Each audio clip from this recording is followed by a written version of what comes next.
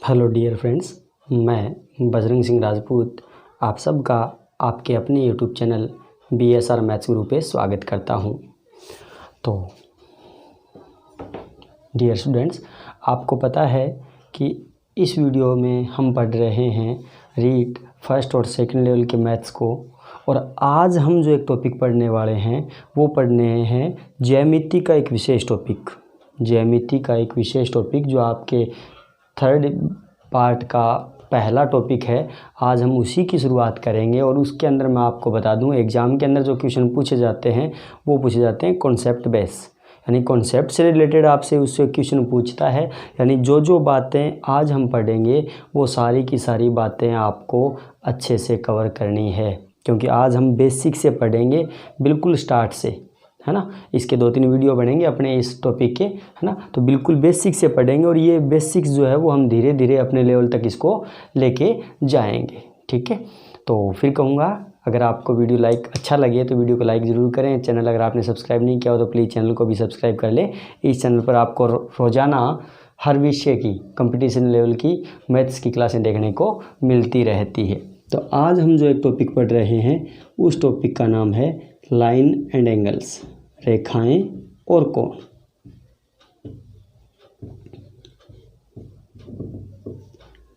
ज्यामिति का एकदम बेसिक पॉइंट आप कह सकते हो इसको, यहीं से शुरुआत होती है ज्यामिति की, ठीक है। तो इसके अपने इस टॉपिक के अपने 2-3 वीडियो बनने वाले हैं।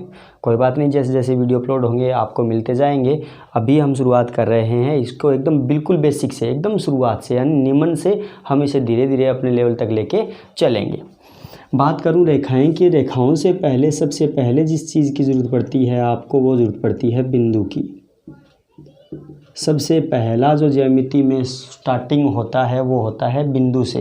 अब ये बिंदु क्या होता है, कुछ नहीं है, बिल्कुल एकदम फॉर्मल सी परिभाषा है या फॉर्मल सी बात है कि आप कोई पेंसिल, नुकीली पेंसिल लो, कोई भी नुकीली पेंसिल लो, उससे जो आप कोई भी समतल धरातल पर एक साइन लगा देते हो, एक छोटा सा निशान लगा देते हो, वो आपका क्या कहलाता है, बिंदु कहलाता है। ये रहा, ठीक है। तो हम लिखेंगे क्या, नुकीली पेंसिल से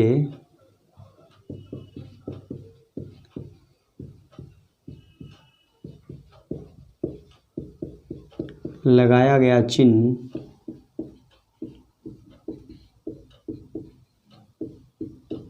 बिंदु कहलाता है। अब शुरुआत जो है वो सारी इसी से ही होगी आपकी, बिंदु नुकीली पेंसिल से। हम पेंसिल नुकीली होनी चाहिए, उससे जब आप कोई साइन लगा देते हो वो साइन आपका क्या कहलाता है, बिंदु कहलाता है। बिंदु के अंदर खास बात देखो, बिंदु की न तो लंबाई होती है, न चौड़ाई होती है, न मोटाई होती है। बिंदु की खुद की लंबाई, चौड़ाई, ऊंचाई, मोटाई कुछ भी नहीं होती। बिंदु की कोई नाप नहीं होती, वो एक सिर्फ संकेत होता है। अब कई बिंदु को ऐसे लगा देते हैं और कई बिंदु ऐसे लगा देते हैं, बीच में गैप नहीं होना चाहिए। बिंदु की लंबाई, चौड़ाई, मोटाई कुछ भी नहीं होती है, एकदम फॉर्मल सा साइन लगता है बिंदु का, ये लो, ठीक है। इसके बाद आपकी जो मेन चीज़ शुरू होती है वो आती है बिंदु पथ। बिंदु के बाद ही बनता है आपका बिंदु पथ। अब जैसे नाम से पता चल रहा है आपका बिंदु पथ, बिंदु बिंदु और पथ का मतलब रास्ता, बिंदु का रास्ता, ठीक है, बिंदु का रास्ता। जैसे देखो भाई, आपके पास ये कोई बिंदु था ए, ठीक है। अब ये बिंदु चलना शुरू हुआ और वो चलने लगा, इस प्रकार से चल करके वो आ गया बी पर। अब ए से बी तक जो चला है, वो जो लाइन आई है आपके पास, ये आपका क्या कहलाएगी, बिंदु पथ कहलाएगी। कोई भी बिंदु एक से साइड से दूसरी साइड कवर करता है या इस साइड से उस साइड जाता है तो वो क्या बना देता है, एक बिंदु पथ बना देता है। इसी बिंदु पथ पर निर्धारित होती है या फिक्स होती है आपकी सारी की सारी ज्यामिति, ठीक है। सबसे पहला जो टॉपिक अपना आता है ज्यामिति के अंदर, बिंदु। और बिंदु के बाद अब जो आपके एग्जाम की दृष्टि से हम बात करें तो सबसे पहले आती है रेखा। रेखा किसे कहते हैं, ऐसा बिंदु पथ, ऐसा बिंदु पथ जिसके दोनों सिरों को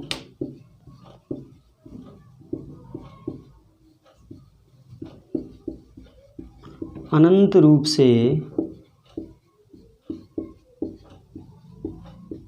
आगे बढ़ाया जा सके।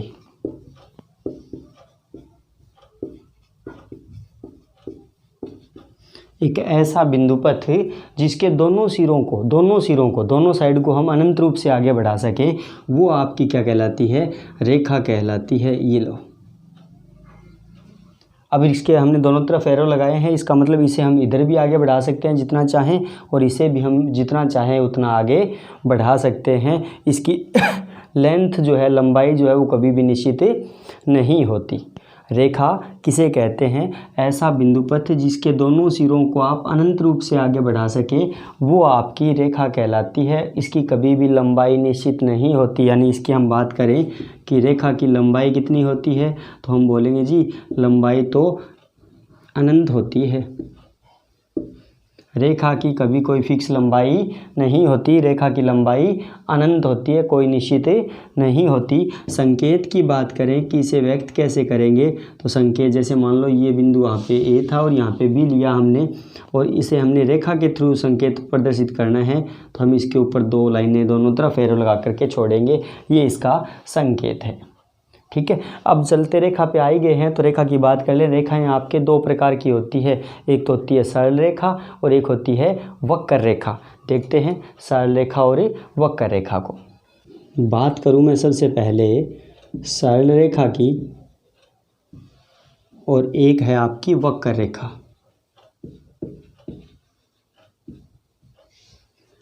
सरल रेखा एकदम सीधी रेखा को, एकदम स्ट्रेट लाइन, कोई मोड़ नहीं, कोई झुकाव नहीं, कुछ भी नहीं, एकदम स्ट्रेट चलेगी। वो जिधर चल पड़ी वहाँ पर एकदम सीधी चलेगी, ऐसे नहीं आगे कोई रुकावट है तो उसने अपनी दिशा बदल ली। दिशा एकदम वही रहेगी जिस दिशा से उसने स्टार्ट किया था। तो सरल रेखा किसे कहेंगे, जिसकी कोई दिशा में परिवर्तन नहीं होता, एकदम सीधी चलने वाली है, एकदम सीधी लाइन जो होगी वो आपकी सरल रेखा होगी। वक्र रेखा की बात करें तो वक्र रेखा को हम बोलेंगे टेढ़ी मेढ़ी लाइन को। टेढ़ी मेढ़ी लाइन को क्या बोलेंगे, वक्र रेखा बोलेंगे। यानी इसकी कभी लाइन जो है, ये जो लाइन है या रेखा है, वो कभी स्ट्रेट नहीं चलती, ये टेढ़ी मेढ़ी होके चलती है, इसलिए इसको कौन सी रेखा बोला जाता है, वक्र रेखा बोला जाता है। ठीक है, इसके बाद हम बात करें रेखाओं के अंदर ही, तो एक आती है आपकी प्रतिच्छेदी रेखा।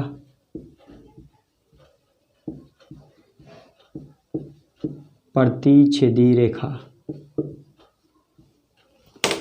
नाम से पता चल रहा है, प्रतिच्छेदी एक दूसरे को छेद करने वाली यानी काटने वाली रेखा प्रतिच्छेदी रेखा कहलाती है। 2 रेखाएं जब एक दूसरे को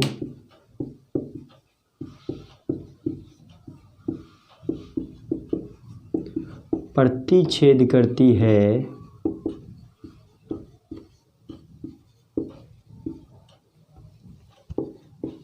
तो वे प्रतिच्छेदी रेखाएं कहलाती है।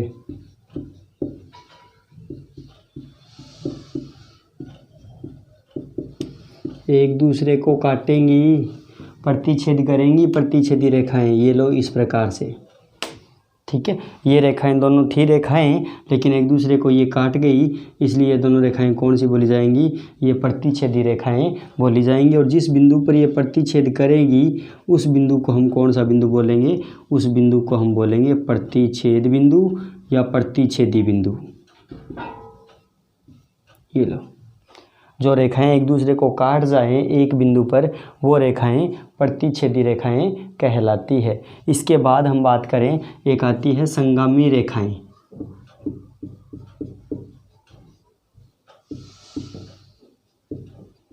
संगामी रेखाएं, संगामी रेखाओं का मतलब क्या हुआ, एक ही बिंदु से निकलने वाली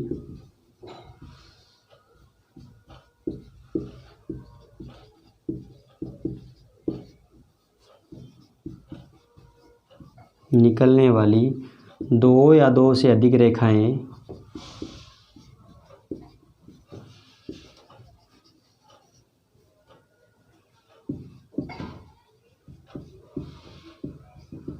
संगामी रेखाएं कहलाती है।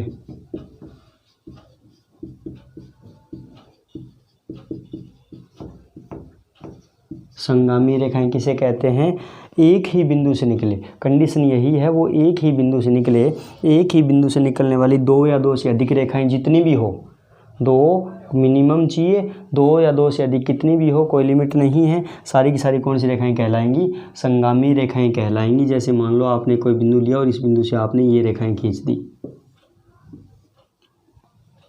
ये लो, ये सारी रेखाएं जो है वो एक ही बिंदु से गुजर रही है, इसलिए ये सारी की सारी रेखाएं कौन सी रेखाएं कहलाएंगी, आपकी संगामी रेखाएं कहलाएंगी, क्योंकि ये इस बिंदु से गुजर रही है। और जिस बिंदु से वो रेखाएं गुजरती है, 2 या 2 से अधिक रेखाएं अगर एक बिंदु से गुजरे तो उसे तो हम बोलते हैं संगामी रेखाएं, और जिस बिंदु से वो गुजरती है उस बिंदु को बोलते हैं संगामी बिंदु।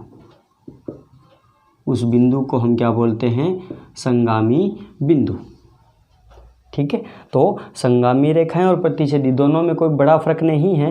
प्रतिच्छेदी तो अमूमन हम औसतन ये काम में लेते हैं, क्यों, क्योंकि 2 रेखाएं जब प्रतिच्छेद कर रही है तो उनको प्रतिच्छेदी बोलते हैं। लेकिन 2 से जब ज़्यादा आ जाए ना भैया, ऐसे नहीं कि क्या हम इनको संगामी नहीं बोल सकते, बोल सकते हैं हम इनको संगामी, लेकिन संगामी ज़्यादा सूट कहाँ करतेगा, ज़्यादा सूट वहाँ करेगा जब रेखाएं 2 से अधिक हो जाएंगी, है ना।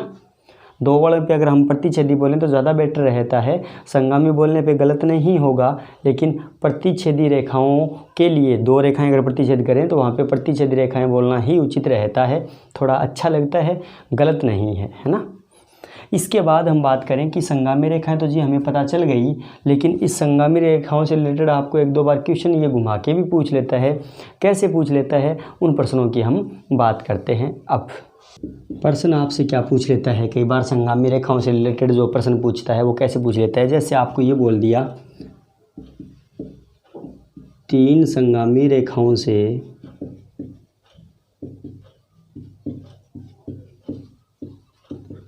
बनने वाले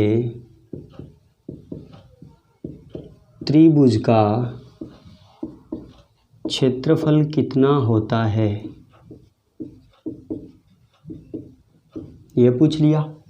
या फिर ऐसे पूछ ले 4 संगामी रेखाओं से बनने वाले चतुर्भुज का क्षेत्रफल कितना होता है। इस हिसाब के आपके घुमा के ये प्रश्न पूछता है, लेकिन संबंध आपको दे रखा है इसने संगामी रेखाओं का। अब संगामी रेखाएं क्या होती है जी, संगामी रेखाएं तो वो होती है जो एक ही बिंदु से निकले। अब एक ही बिंदु से मैंने अगर आपको सामने 3 रेखाएं निकाल दी, ये लो, मैंने 3 रेखाएं एक ही बिंदु से निकाल दी और मैं कह रहा हूँ ये संगामी रेखाएं हैं, तो अब आप इससे कोई त्रिभुज बनाओ। कोई त्रिभुज बन रहा है कहीं पे भी? नहीं बन सकता, क्योंकि संगामी रेखाएं हैं तो उनसे कोई स्पेशली डायग्राम त्रिभुज का चतुर्भुज का हम क्रिएट नहीं कर सकते। अगर हम त्रिभुज बनाना चाहेंगे, ये लो, जैसे मान लो मैंने ये त्रिभुज बना दिया, ये लो, 3 रेखाओं से मैंने एक त्रिभुज बना दिया यहाँ पे, और मैं कहूँ कि ये दोनों संगामी रेखाएं हैं, काट रही है, ये दोनों भी संगामी है, काट रही है, ये दोनों भी संगामी है, काट रही है, तो रेखाएं तो ये भी तो संगामी हैं। हुई या नहीं हुई? संगामी रेखाएं हुई, क्योंकि ये भी काट रही है, तो त्रिभुज तो इनसे बन गया। यहाँ पे क्यों नहीं बना?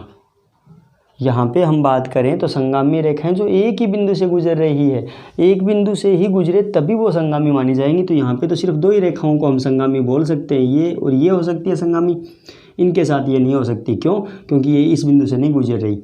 ये दोनों संगामी हो सकती है, लेकिन इनके साथ ये नहीं हो सकती क्योंकि ये अलग से गुजर रही है। इधर ये दोनों के संगामी की बात करें तो ये इनके साथ संगामी नहीं हो सकती। एक ही बिंदु से जब 3 या 3 से अधिक रेखाएं गुजरेंगी तभी वो आपकी क्या बनाएंगी? संगामी रेखाएं बनाएंगी, अदरवाइज वो संगामी रेखाएं नहीं बनाएंगी। ठीक है, तो ये हुई संगामी रेखाएं। ये संगामी रेखाएं नहीं हैं, ये है आपकी संगामी रेखाएं। तो अगर 3 संगामी रेखाओं की बात करें तो उससे जो त्रिभुज बनता है उसका क्षेत्रफल कितना होता है? 0। अरे बबुआ, त्रिभुज ही नहीं बना। जब त्रिभुज ही नहीं बना तो क्षेत्रफल कहाँ आई, है ना। तो त्रिभुज ही नहीं है तो क्षेत्रफल उसका क्या होगा? 0 होगा। इसी प्रकार 4 अगर संगामी रेखाएं हैं तो उनसे भी कोई चतुर्भुज नहीं बन सकता, और चतुर्भुज नहीं बन सकता तो उसका एरिया भी क्या आएगा जी? वो भी होगा आपका 0। क्लियर है? इसके बाद हम बात करते हैं आपके किरण की।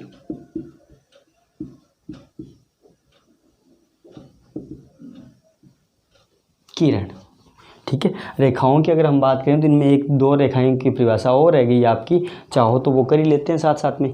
रेखाओं में एक रह गई आपकी समांतर रेखा। कौन सी रेखा? समांतर रेखा। प्रतिच्छेदी रेखा की हमने बात कर ली, संगामी रेखा की हमने बात कर ली, तो अब हम बात कर लेते हैं इसके अंदर किस रेखा की? जी, समांतर रेखा की।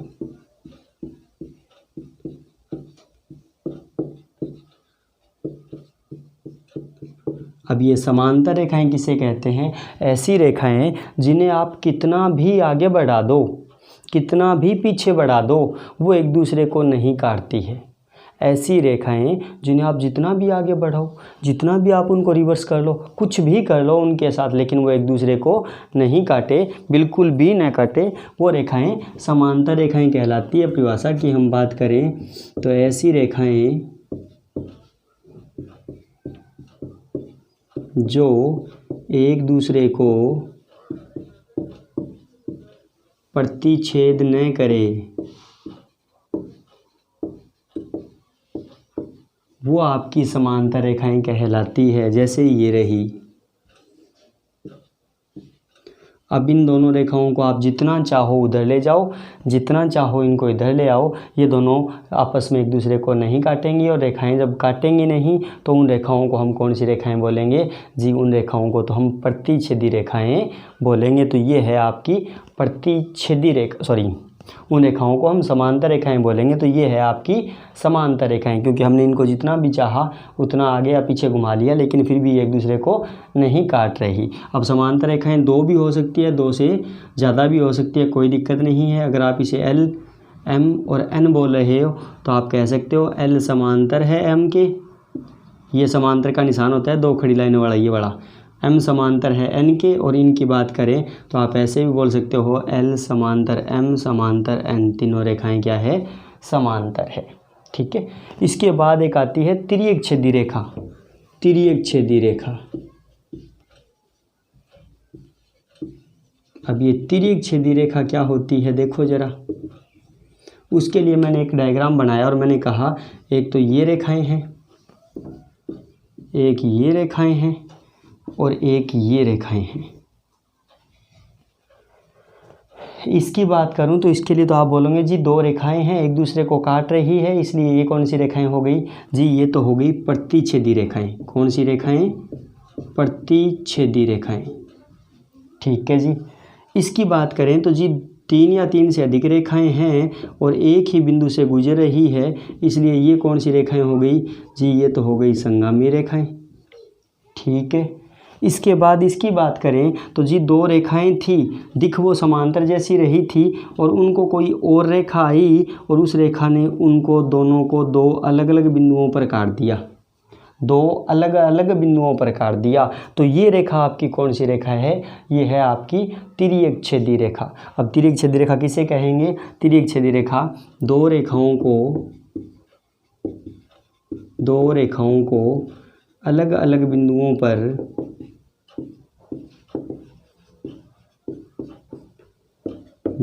पर काटने वाली रेखा तिर्यक छेदी रेखा कहलाती है।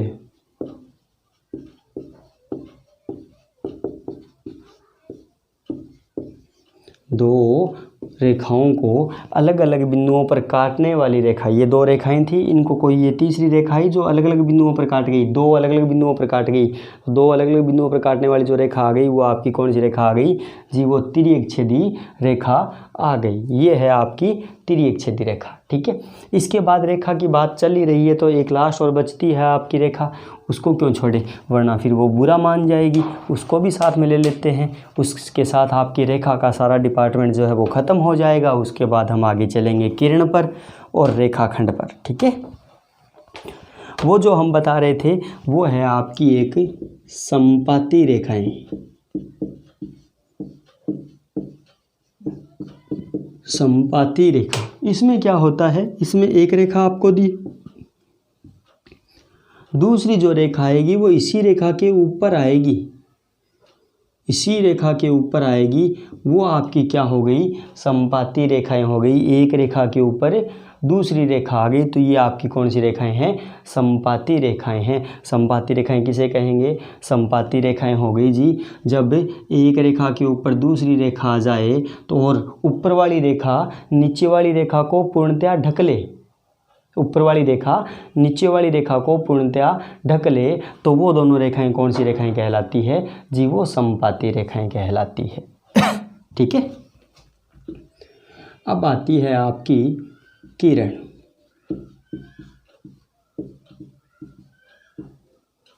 किसे कहते हैं? ऐसा बिंदुपथ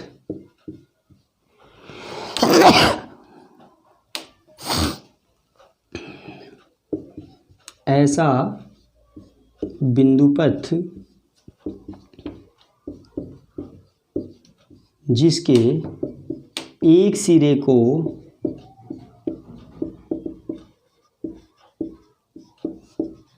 अनंत रूप से बढ़ाया जा सके। ऐसा बिंदुपथ जिसके एक सिरे को, सिर्फ एक सिरे को अनंत रूप से आगे बढ़ाया जा सके। जितना चाहो आप बढ़ा सकते हो, सिर्फ एक सिरे को। जैसे ये रहा। अब इसके एक तरफ तो डॉट लगा होता है और एक तरफ एरो का साइन लगा होता है। इसमें डॉट वाले सिरे को आप बिल्कुल भी नहीं हिला सकते और एरो वाले सिरे को आप जितना चाहो उतना आगे लेके जा सकते हो। बात करते हैं इसकी भी लंबाई की कि इसकी लंबाई कितनी होती है। तो इसकी लंबाई जो है वो कितनी होती है? अनंत होती है। अनंत, कोई फिक्स नहीं है इसकी लंबाई। किरण की कभी कोई लंबाई निश्चित नहीं होती। और बात करें इसके संकेत की कि इसका संकेत क्या होता है, तो संकेत जैसे मान लो ए बी पे शो करना है आपको, तो ए बी देखो कहाँ से कहाँ आ रही है, ए से बी की तरफ आ रही है, तो हम इसे ऐसे बोलेंगे, ये लो। ठीक है। अगर यही एरो इस प्रकार से लगा होता ए बी, तो हम लिखते समय क्या लिखते? ए बी, बी से ए की तरफ जा रही है। ये इसका संकेत होता है किरण का। ठीक है। इसके बाद आता है आपका लास्ट रेखाखंड। रेखाओं से संबंधित जो टॉपिक थे उसमें लास्ट है आपका रेखाखंड। उसके साथ अपनी रेखाएं ख़त्म हो जाएंगी और उसके बाद हम पढ़ेंगे कोण को। ठीक है। अब हम बात करते हैं रेखाखंड की। ऐसा बिंदुपथ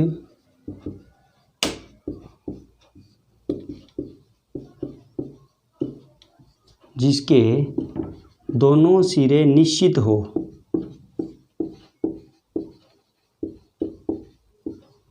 जिसके दोनों सिरे निश्चित हो, मतलब किसी भी सिरे को न तो आप आगे बढ़ा सकते हैं न आप पीछे बढ़ा सकते हैं, जितना है उतना है। ठीक है। जैसे ये रहा,